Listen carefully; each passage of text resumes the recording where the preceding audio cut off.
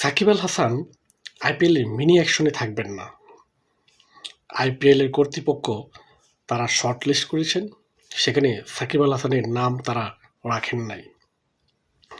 এর কারণ কি হইতে পারে? এর কারণ হইতে পারে সাকিব আল হাসানের বর্তমান যে পারফরম্যান্স সেটি খুবই বাজে। তার পারফরম্যান্স ভালো নয়, যার কারণে হয়তো আইপিএলের এবারের নিলামে তার নামে ওঠান নাই আইপিএল কর্তৃপক্ষ। তবে একটা ব্যাপার কি, এখানে যারা বাংলাদেশের ক্রিকেট প্রেমী রয়েছেন তারা অনেকেই অনেক কথা বলতে পারেন।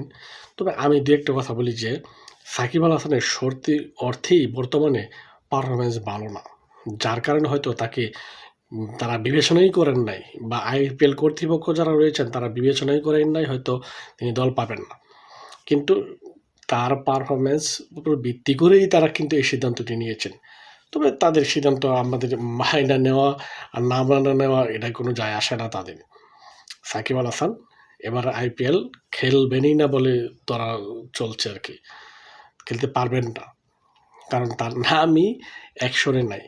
হয়তো যদি যদি থাকতে পারে যে পরবর্তী কোনো দল যদি চায়, মানে কোনো প্লেয়ারের রিপ্লেসমেন্ট হিসেবে তাকে নিতে পারে, তবে এটার সম্ভাবনা খুবই কম বলে আমি মনে করতেছি।